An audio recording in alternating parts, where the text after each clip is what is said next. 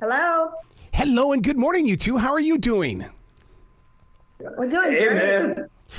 Before we even get started, I want to thank you for being so open and so loving to Jesus and God, because what you are doing is you are extending the outreach of what church is by doing everything through music, through the one. Everything that you're doing is exactly what we need to do to reach people. Oh, thank you so much. Thank you. Thank you. To be a part of the one. I mean, there was an article that was just recently released, and you know, if it's clickbait or not, it says that people are not in love the way they used to be because they're choosing friendship over true love. Are you seeing that on the one? Well, first of all, the one is a show that the foundation of it is just entertainment.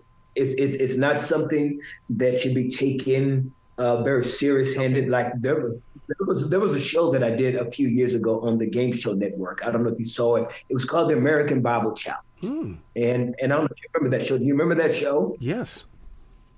Yeah. Well, that show was never supposed to take the place of church. You know, right. It was a game show. You know, and there was money given. Like, you know, you should never encourage people to know Bible scriptures just to earn money. And so, you know, that it's the same premise that this is just more of a platform for entertainment, that we will never use this in a very serious way to be able to talk about the sacredness of marriage or even the construct of marriage in God's eyes, because we will never put people in a house for 2 weeks and give them the idea that this is the way that God would want them to be able to navigate having a serious relationship. So it cannot be taken that serious. It is really just a tool for just fun and entertainment.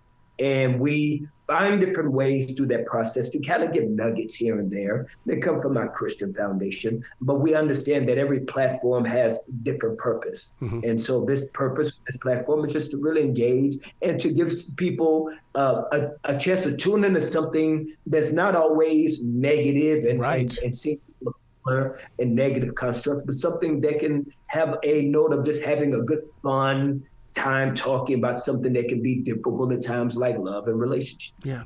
Do you ever find yourself in a position where you recognize that people are trying too hard and it's like, whoa, back it down, find some calm, get some inner peace inside of you? Oh, all the time, especially people of faith. Yeah. I think people of faith they can be very intense people, you know. And so, we have to understand that we are God's messengers. We're not God. Yeah. And to give ourselves some grace. Yeah.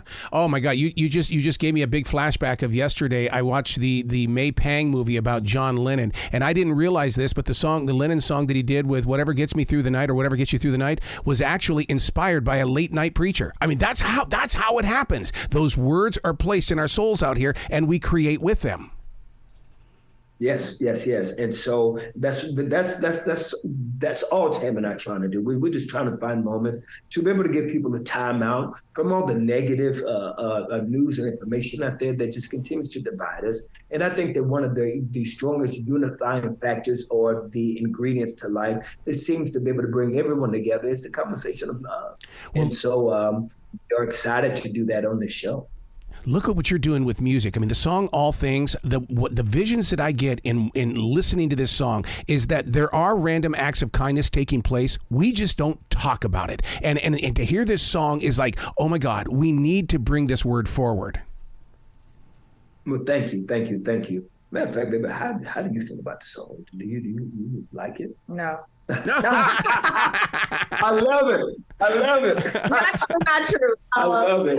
I absolutely love the song. He is my husband, but I am also a huge fan. I love that in this song you hear it's all things, and it's a reminder that God can do all things. But it's done in such a different and unique way that you don't necessarily realize that it is coming from this one particular scripture. And so I love the song. I work out to it. On days that I don't so much like him, I may not listen to it. But I really, really, really, really love the song. And you're going to love her also on this show. Tammy does a remarkable job on this show. She's fun, she's engaging, and she really walks the women through the process and really interacts with them in ways that's very much like a big sister. She's not heavy-handed with faith. She's very fun, engaging. She's got a lot of experiences. I mean, she was a single mom at one point, and she's seen the ups and downs of life and dealing with somebody crazy like me. I mean, you got to be able to have some type of information to give somebody when you live with a fool like me, And so, I'm very excited about her with the show, and I just really want people to tune in so they can just have a good time escaping all of the difficulties that relationships sometimes can bring. Well, Kirk and Tammy, we live vicariously through your energy, and what I mean by that is that you share with us the laughs, the songs, and things, and it's like we all want a piece of that, and you're such a major attraction on this show.